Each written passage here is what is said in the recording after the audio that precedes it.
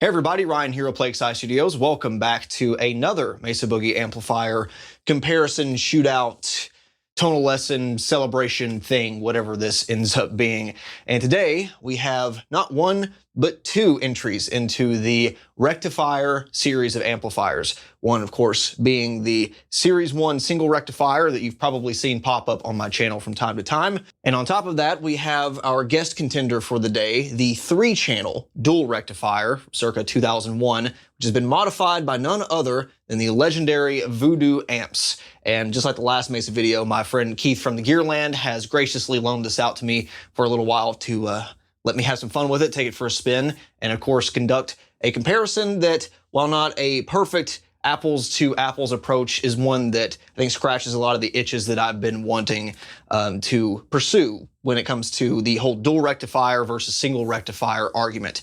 And I guess that brings us into what this video is going to be, and perhaps more importantly, what it's not going to be. So just like with the Mesa Mark series comparison, I'll give a quick overview of the history of the rectifier. You thought it was confusing with the Mark series stuff, then oh boy, maybe take a seat, grab your favorite drink and snack, and hang on tight, because the whole rectifier tale is one that's convoluted, confusing, and a lot of it is Mesa Boogie's own fault. As much as I love the tonal quality of Mesa Boogie amplifiers, some of their naming conventions and design decisions, and to say nothing of a lot of the patents that they hold right to, they can leave a sour taste in one's mouth. And I think the rectifier family of amps might just be the pinnacle of all that drama.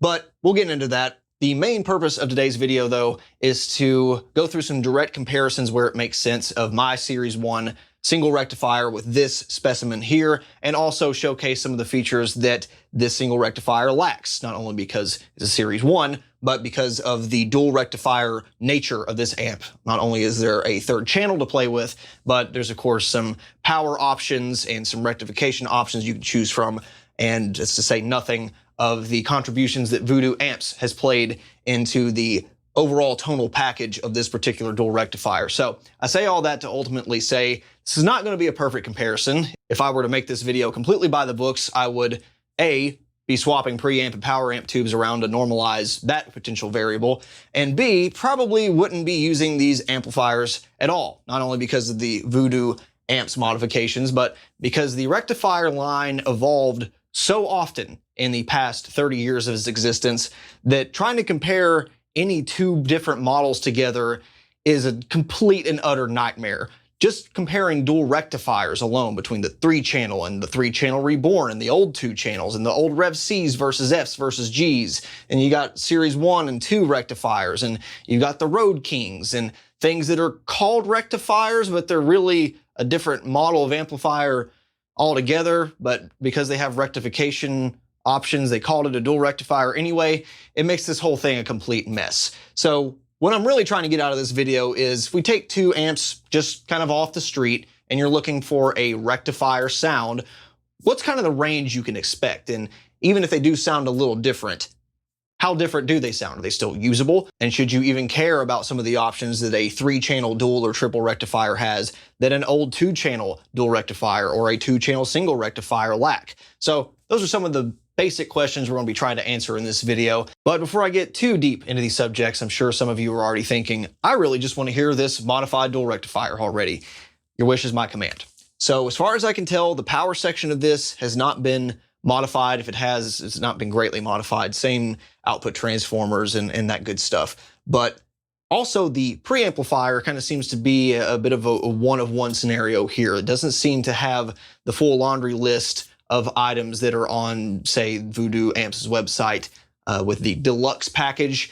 I can hear maybe some elements of some of those modifications. I'll certainly bring them up when we get into the breakdown of the preamplifier. But the most noticeable addition here is this gain boost on the bass pot. So they added this push-pull functionality, and it is kind of annoying in the sense that you are very likely going to throw off your bass position. So I'll be fighting that in the demonstration, but it does add a decent amount of saturation and gain pre-distortion. It's not life-changing, okay? Don't, expect too much here. We're not adding, a Fort and grind up front with just this push-pull, but it does make this for a lot of 6-string applications, especially I find super strat applications, a more usable amplifier without the need of like a tube screamer up front.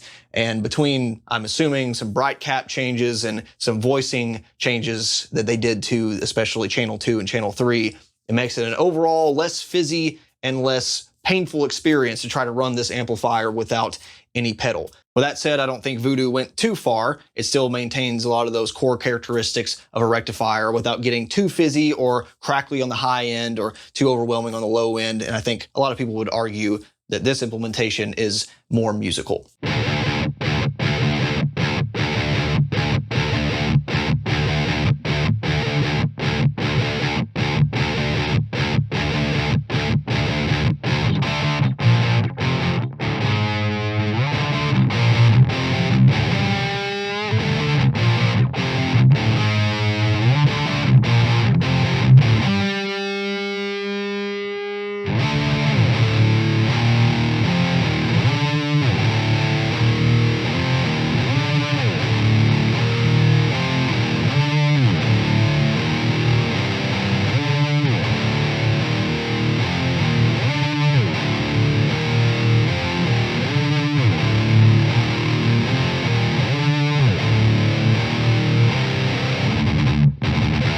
The first Mesa Boogie Dual Rectifier started hitting the streets around 1991, but to fully appreciate the Dual Rec story, you have to go back a few years prior to 1987. This is when now legendary amplifier builder Mike Soldano unleashed his SLO 100 to the world. That at the time was one of the biggest, baddest, and loudest high-gain amplifiers to ever release. And so there were some soft rock and blues players that started latching on to especially the channel 1 and crunch modes on this amp, but that's why the likes of Steve Vai and Eddie Van Halen can be seen pictured with these amps around that time period, even up through the mid-90s.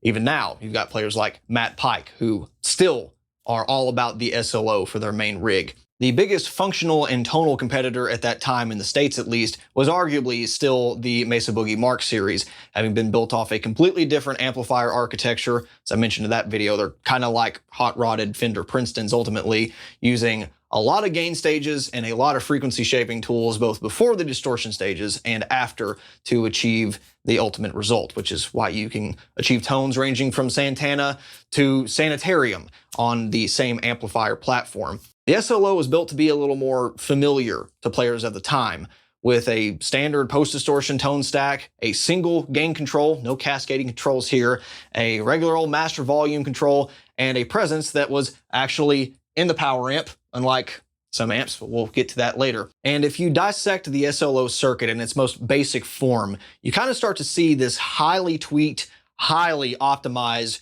4-gain stage version of something like a JCM 800 amplifier. Of course, different components, totally different transformers, 606 power tubes, and tweaks in about every single place that you possibly could when it comes to a preamplifier circuit. But Mike Soldano essentially was perfecting the overall architecture that had existed for, years, decades at that point, and made something that, even though in a lot of places it shares a lot of commonalities with the Marshall amplifiers that came before it and the basement amplifiers that came before them, it sounds completely different and is totally unique. One of the unique things about the SLO, especially compared to a lot of the 4 or 5 gain stage amplifiers of today, is that it really likes power amp distortion.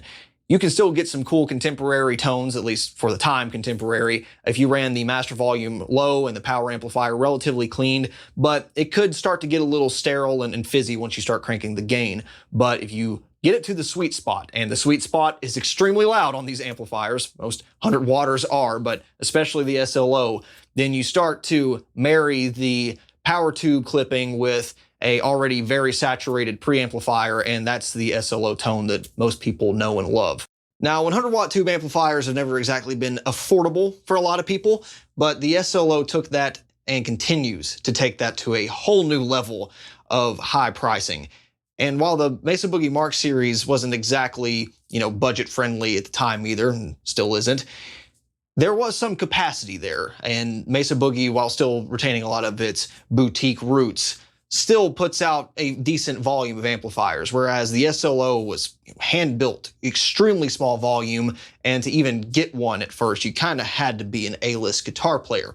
So 4 years later, when the Dual Rectifier releases with decent numbers, and the price that, while still expensive, was manageable for a lot of people, it became the new gold standard. And so with its bold chrome diamond plate aesthetics and presumably Mesa Boogie's even bolder marketing, this thing no doubt caught the attention of a lot of players who were looking for something in the same range of capability as the SLO, but simply could not afford or wait for something like that to even be built.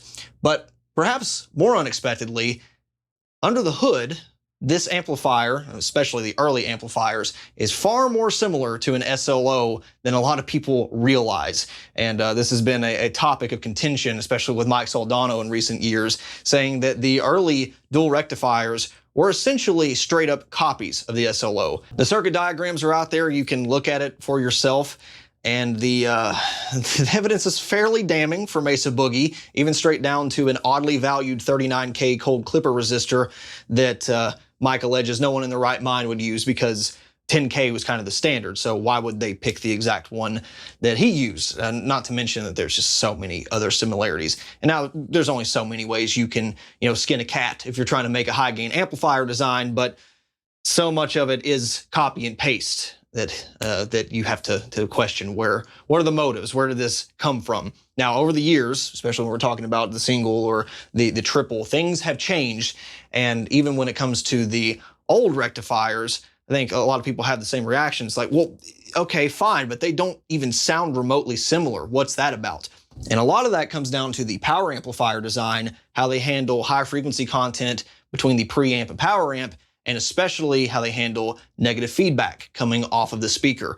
Remember how I said earlier that kind of the sweet spot for an SLO is to get it really loud and start to get some power amp distortion in there? Well, when it comes to dual rectifiers, most people, you're going for that typical dual rec sound, run the master volume really low, because as with a lot of Mesa Boogie stuff, they kind of taper all these pots to get them in a spot where you either think, oh man, this amp's really loud, it gets loud super quick, when really, you've done most of the work between here and here, and between here and there actually isn't doing a whole lot. Or they taper the pot so that at noon, it sounds the way that they want you to set it, or the way that they kind of intentionally voice it to be. So for a lot of the contemporary dual rectifier sounds, it's a lot of preamp distortion, a lot of saturation there, but kind of a clean, soft, spongy power amp. It's a weird pairing, whereas with the SLO, very similar preamps, some would argue functionally identical on some of the older units, but you've got this big, stiff, loud power amp that wants to be driven hard. Whereas with this, you've got this really boomy, kind of spongy power amp that doesn't want to be distorted. And so that's where a lot of the differences you hear in recorded tones come from. I'm sure all these design decisions were intentional to some degree, but I don't think the consequences of implementing them were, because this was still sort of aimed at the same hair metal crowd that, the SLO was.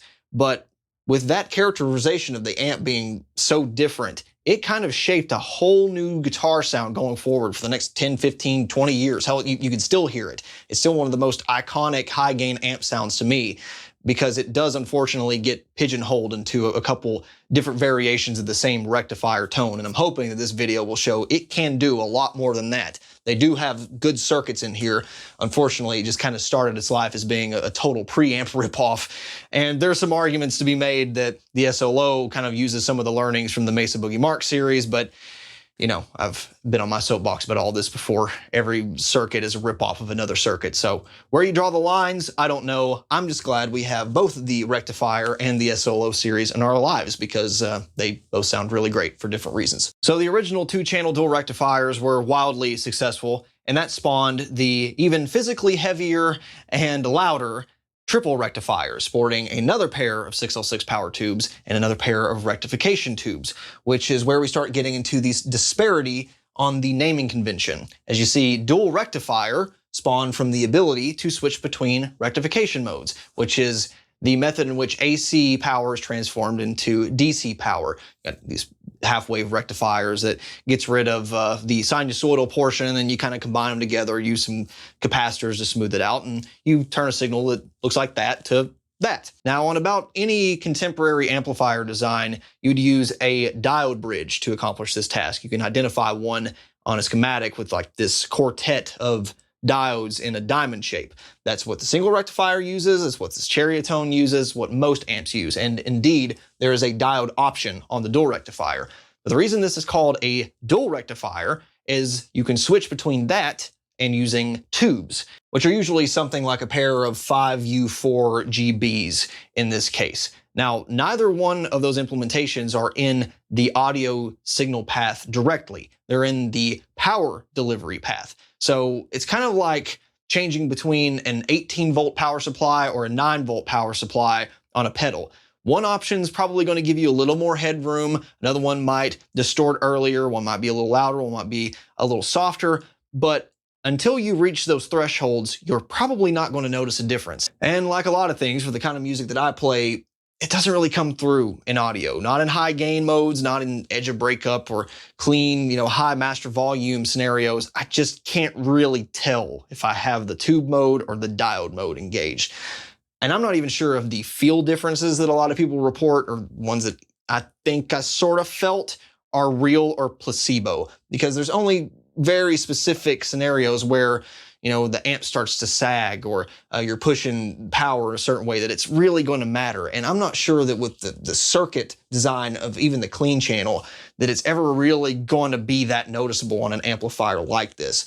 There's even ways that using solid state components and some resistors that you can sort of simulate the effects of the tube rectifier in there without having to use an extra set of tubes, which I think would have been the smarter decision. I'm not sure why they don't do that, because for a lot of this stuff, I just don't think it matters. And while I'm not going to go so far to say that the tube rectifiers are totally useless and would never show themselves in any scenario, I think Mesa kind of gets the hint on what mode people are using, because the Badlander, the latest rectifier release, does not have them at all. Diodes only. And I can tell you from my single rectifier experience, I don't miss the tube option at all. Diodes only, and yeah, it works great.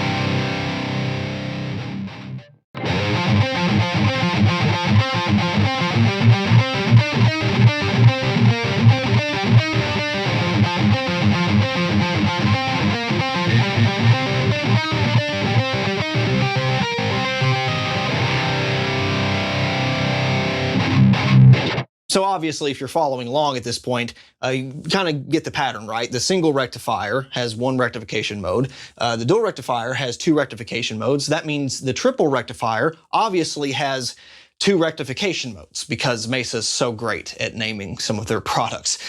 I guess they named it triple because at that point, there was no single, and it's bigger. So 3 times 50 is 150. I don't know why. Just call it the 150 watt dual rectifier. It would have been easier on everybody, I think. With that said, the dual and triple rectifiers do have yet another power delivery feature that is lacking on the single, and this one is subtle, but it is audible, especially in very specific scenarios. That is the bold and spongy switch on the back.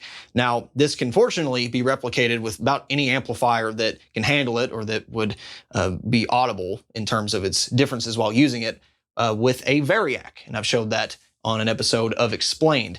And the differences are subtle on the rectifier, but especially in the more vintage modes, it does come into play. As a lot of people know, Eddie Van Halen used a Variac on his Plexis, which when you're using vintage amplifiers that rely on power amplifier distortion and you want to attenuate the volume, and even doing that actually attenuates the voltage going to a lot of the preamplifier circuit, so you get more distortion, you're going to hear a bigger difference. But that's not to say there are no differences on this thing. You do get a more compressed sound, of a flatter, little more tamed on the bass side, a little even more tamed on the high side, maybe a little more fizzly overall in some frequencies, but the differences are there. So if you like that old squashed recorded to tape sound, I think Spongey can be useful for a lot of people. If you're looking for the more contemporary, fast transient, punch you in the face kind of sound though, leave it on bold. That's what the rectifier does best for me.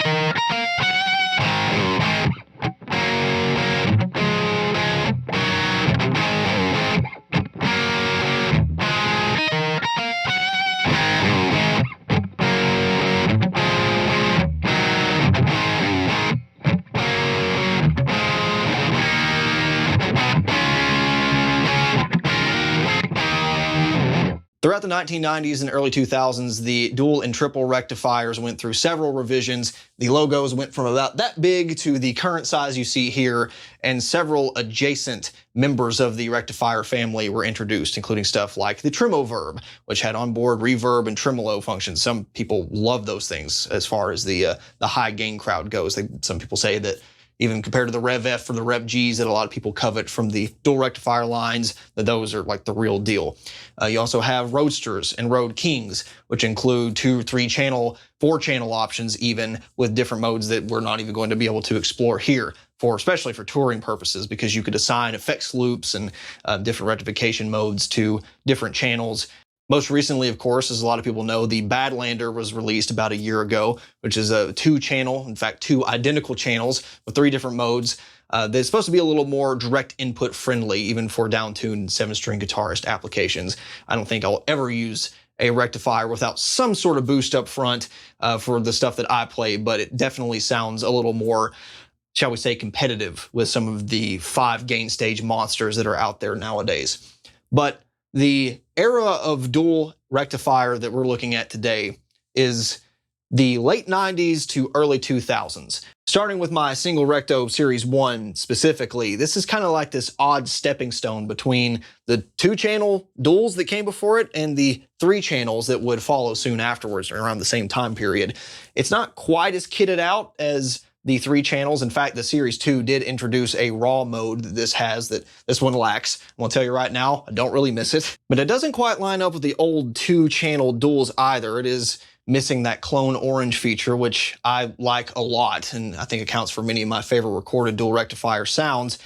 So it's kind of in this no man's land, but it ends up having a lot of crossover while retaining its own character at the same time. While there was a Trimoverb and Rectoverb version of the single released eventually, they did discontinue the entire line in like the early to mid 2000s, which I think is unfortunate because this kind of does most of what I think most people would want out of a rectifier. It is more affordable, it's lighter weight, less maintenance, and I think for a lot of people it sounds just as good, if not better in some ways. It is lacking some things, especially compared to its Voodoo modded 3-channel comrade here, but there's a lot of amp here, and I'm glad to see that the Badlander is starting to fill that hole. Even the 3-channel dual and triple models weren't safe though, undergoing a overhaul in 2010 with the Reborn series, and it allowed the user to select different rectification modes per channel.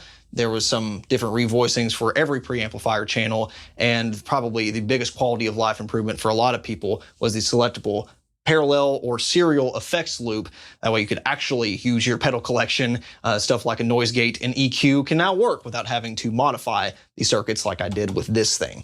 Hopefully that condensed but far from brief version of the Mesa Rectifier family history will give you a bit of an idea as to why I think this is not going to be a perfect comparison. I think it's still valuable though, because one, it's what I have access to, but two, I think it will still show you that regardless of the output wattage of modified or not, or whether this one's on the orange channel, red channel, whatever, it still sounds like a rectifier. You can still achieve those iconic sounds, and both of these pieces of machinery are far more versatile than I think a lot of people give them credit to. So if you're really obsessive over the details, if you have to have a Rev F or have to have a Rev G or whatever, that's fine. You know, I'm borderline OCD on a lot of my gear choices as well. I get it. But if you just want a good sounding guitar amp, you want something that sounds like a rectifier, and you find, you know, a 3-channel that does this or a single rectifier that does this, don't sweat it too much. You know, they all do a lot of the same stuff. And I think a lot of what we think are really big fundamental differences between a 3-channel or 2-channel or a single and a dual, whatever, probably come down to stuff as simple as the potentiometer tapering on the gain pot, or whether they used a 600 picofarad bright cap that day or a 400 picofarad one, or whatever. A lot of these minor differences that you'll find across all amplifiers out there. So with that, let's get into some direct comparisons. A few things to take note of for all of the demonstrations you're about to hear. First of all, the Dual Rectifier is set to bold and diode rectifier. So that's going to mimic the same power delivery and rectification that you're hearing for the single rec. That will get rid of some of the power amplifier differences. But there's another power amplifier difference that you simply cannot get rid of when it comes to these amps, and that is 100 watts versus 50 watts. But I'm recording all of this through the reactive load, so all this is direct, no real cabinets involved here because I feel it introduces a lot of potential for variation that I don't like. So going through a mixture of V30 and T75 impulse responses, to me there's like a few golden combinations of speakers that really work great for rectifier tones. For me, V30 T75's up there. If you ever get bored, try that in like a 65 watt creamback or G12 H30. These aren't terribly picky, but you know, I kind of get bored of just the regular old Mesa V30s every now and again. But because I'm directly recording all of this and have fairly fine control over the level, I actually boosted the input level on Cubase by 3 dB when I recorded the single rectifier. Why on earth would I do that? Well, if you do some power math, it works out to a roughly 3 dB difference between a 100 watt amplifier and a 50 watt amplifier. That's no way that's going to be perfect. There's no way this is exactly a 100 watt amplifier at its peak, or this one a perfectly 50 watt amplifier, but people tend to think, at least psychologically, that louder is better if you hear an audio signal. So in order to match these, I would otherwise have to keep turning up the output level or the master volume on the preamp to get the volumes to match without any other changes. The problem with that is I'm actually going to drive the power section harder on the single rec than I would for the dual rectifier at the same output level. Kicking it off with channel 1 then, or rhythm as it's called on the single rectifier, you will notice, unlike the Mark series amps, all of the controls are there. They're pretty much the same. Even on the power amplifier controls, I've got the solo turned to 0, had it on 0 with this one. Unfortunately, with the dual rectifiers, it's really hard to see the controls on camera because they use these stupid little indents instead of, something that you can actually see, like on the single rectifiers. End rant. Otherwise, same preamp master control. You've got presence, which is actually in the power amplifier. Normally I wouldn't have to say that, but you'll see why in a little while. And kind of a standard tone stack, including in standard gain control for the preamplifier. Now, when it comes to the single rec, I've said this many times, especially on my Gear Curiosities on this, it's a fickle clean channel. It can sound really, really nice, really glassy, sparkly, but it can get a little brittle and almost like blocking distortion on the high end if you push it too hard. But you can also kind of do this vintage, roll the bass off, crank the mids, treble to taste, high gain, and get a nice edge of breakup or even crunch kind of sound. No can do on this guy. And I can't tell how much of this is Voodoo Amps versus just Mesa changing the clean channel around. I think it's a little bit of both. I have heard old single rec versus dual rec comparisons, and I still hear a lot of what I'm hearing within this comparison as well. The dual rectifier on the clean mode is just glass. You cannot hardly push this thing at all, even maxing out the gain and some decently high master volumes. Unlike the single rec, which even at its cleanest still has this high-end bite, that articulation that I believe is due to probably a bright cap that is on this gain pot that probably is not on that one at all, or a very low value, if any. This one kind of has more of a Vox Morgan matchless kind of feel, whereas this is just straight up Fender. So while you can make these sound damn near identical on certain settings and arrangements, the dual rectifier has a much larger range of usability, although it does sound a little sterile and boring by comparison. For a lot of the crystal clean sounds that this thing can do, and they're nice, I can already do that with the Mesa Mark series. It makes sense why they probably went this route for a 3-channel thing, because you can have a really clean sound and a dirty sound and a really high gain sound, whereas with this, you kind of have to make some compromises. And so I think this has a cooler character as a clean sound. It definitely complements the more modern high gain tones you can get on the red channel. And if I were the kind of person that wanted to bridge the gap with an overdrive pedal, I would prefer to use this one just because it again, has some mojo that this one's lacking. But as far as ease of use and just a pretty clean channel goes, nothing wrong with the dual rectifier.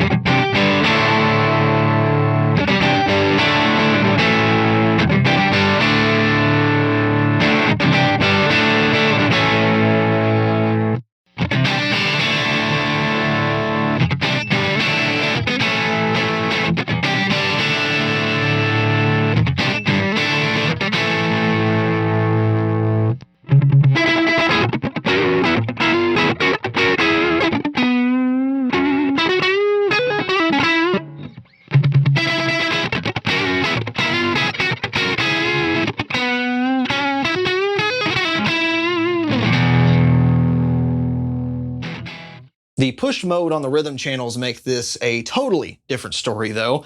I found myself on the Dual Rectifier having a ton of fun with this. Cranking the gain, setting the tone stack to kind of like the Tony Iommi sound with a lot of mids and treble and backing off on the bass. Starting to push the power tubes a little bit, but not too much. You get this really warm mid-gain, kind of, you know, low, mid, heavy sound that I think would be great in a doom metal setting where you can just stack a bunch of pedals in front and have this big, you know, wall of compressed tubey goodness. On the Single Rectifier, though, I'm pretty sure push mode is broken on this one. There's, again, a range, a few settings in here where you can get them to sound really, really close. But only in certain scenarios. And I remember kind of bitching about this in my Gear Curiosities video on the Single Rectifier, and a couple people said, hey, try it with P90s and on these settings. And actually, with single coils and P90s, you can get some cool sounds out of this. And indeed, hitting the power tubes a little harder with, you know, that same sort of tone stack setup and maybe rolling the gain off just a little bit to taste does help and brings some of those nicer qualities out that I was not able to achieve before, whereas it was just straight up brittle and just terrible sounding. But still, comparing the two, this is a complete fuzz machine, and I'm not convinced that something isn't broken in here. Prior to this video, not what you're hearing recorded, but I did try swapping around power tubes with my Mark amplifier, and I have some 12AX7s laying around. Sounded exactly the same as far as I can tell, so there is something integral to, you know, a bright cap or gain staging, combination of the two, or maybe there's just something literally that's shorted or a lifted component or something in here that is causing this. But either way, not a fan of push mode on here. We'll probably never use it again after this experiment. It makes me sad that it doesn't sound like this one. So again, I'm sure some of this is Mesa, maybe some of it is Voodoo though as well. Complete blowout. This one is just leagues above my single unpushed.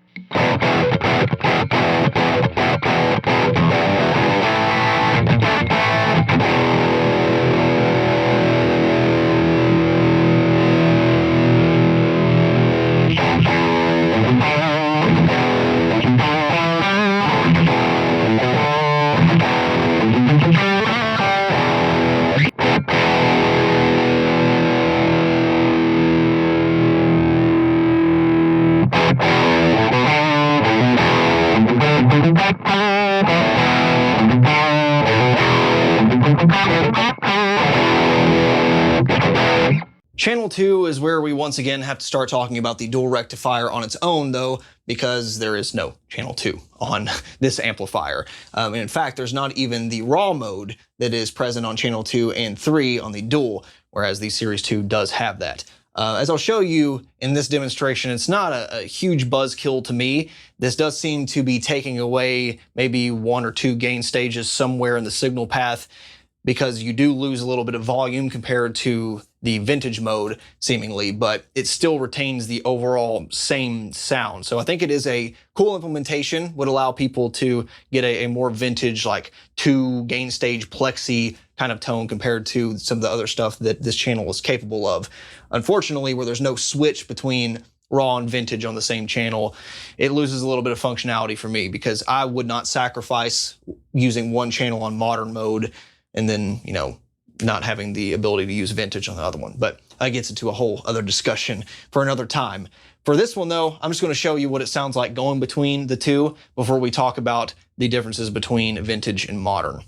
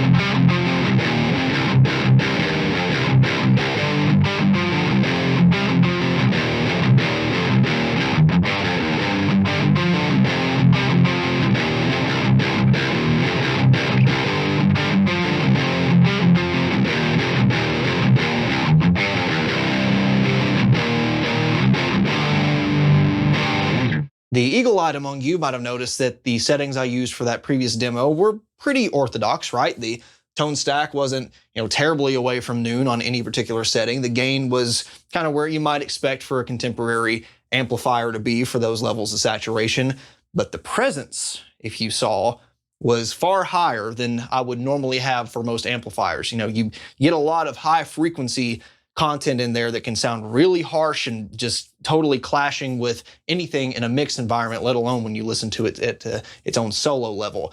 But the reason for that is this isn't your standard presence control. While on channel 1, it does affect the negative feedback, specifically the high frequency negative feedback in the power amplifier, the control that serves that role on channel 2, channel 3, and the lead channel of the single rectifier is this vintage, raw, and modern switch. Now, raw to vintage, kind of that gain stage difference that you heard, but vintage to modern pretty much entirely eliminates the negative feedback in the power amplifier.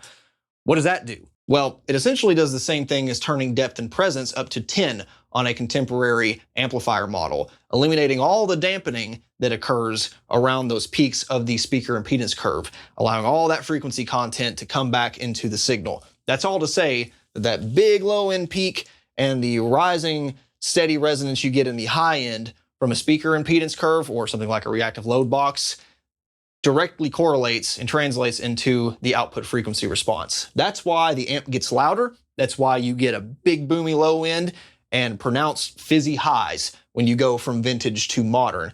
And it's a lot of the reason why people don't like the sound of the power amplifier breakup in that mode, including myself. It starts to get harsh and just not pleasant. So it's already loud enough. You've got a lot of saturation going on in the preamplifier. Running this amplifier in modern mode is that defining 90s dual rec thing. Now you can still get some cool stuff out of the vintage mode as well, even contemporary modern sounds, but the modern switch, eliminating that negative feedback, that weird decision to pair this fizzy, spitty, high gain preamplifier with this untamed power amp is the defining rectifier sound. Now that begs the question then, if that's what controls depth and presence, what does presence do? Presence is basically like a high cut. So rolling it back actually eliminates a lot of the treble frequencies coming out of the preamplifier. So the more you dial it up, the more it lets in that high frequency content that wouldn't normally be there on something like a Marshall preamp or even a Soldano preamp. So if you want to get an SLO style sound or a more vintage style sound, period, put this on vintage, whether you're on channel 3 or channel 2, and crank the presence. You know, cut to taste if you want to, because there's still going to be, you know, that lack of presence control you normally would have. So it is useful in that aspect, but that's the main difference between the modern and vintage tone is where you're putting the high frequency content. Likewise, on modern, when this starts to sound way too overboard, start cutting it back. You'll see me run it either at 0 or maybe as little as, 9:30, 10 o'clock. So with all that in mind, and seeing as how both of these channels have the raw, vintage, and modern modes, a lot of people are probably asking, are they the same thing? What's the difference between these channels? Are they just like copy and paste? And for the most part, actually, yes, they are, but with some small differences. One thing is the presence tapering. We have another case here where all the amp designer's favorite tricks of just changing a pot taper strikes again, because you're more than likely going to set this stuff at noon to start out. That's just what we guitarists like to do. But this has a more aggressive tapering where you're getting more frequency content in sooner. And I'm not 100% sure if they're the exact same at 0 and 10. There might be some offsets there. But ultimately, if you're patient and massage all these pots enough, you're going to find some range where these two presence controls overlap. And this is ultimately to let more high frequency content come into the signal at the same setting on channel 3 than it will on channel 2.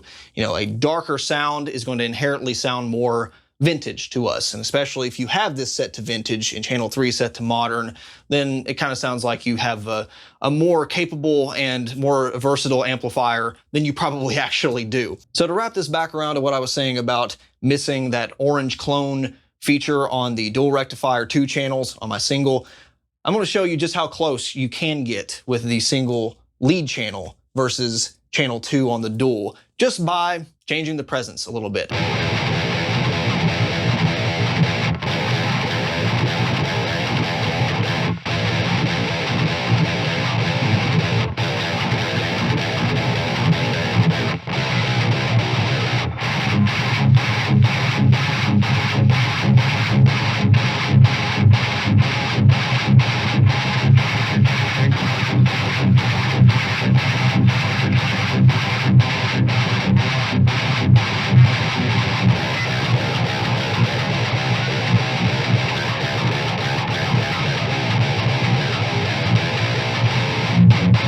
That finally brings us to everyone's favorite mode, the channel we all think of when we think Dual Rectifier, and that is channel 3 or lead on the Single Rectifier.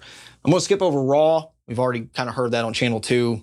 Play with the presence, you can get them to sound pretty much identical. What I would like to show in kind of an apples to apples comparison here on the vintage and modern modes is A, how capable the red channel is on vintage mode without needing a pedal. It can tighten up if you don't do what all guitarists love to do starting out, which is to crank the gain. Sounds like crap. Back off a little bit, dig into your strings, let the bright cap do its job. If you have to, you can always push it with a pedal, but there's some great kind of hot-rodded Marshall, almost SLO tones to be had on the vintage mode here, especially when you crank the presence. Another thing that helps that, though, is the treble pots, and you might have noticed it a little bit on channel 2. I didn't talk about it because I wanted to demonstrate it on both of these amps.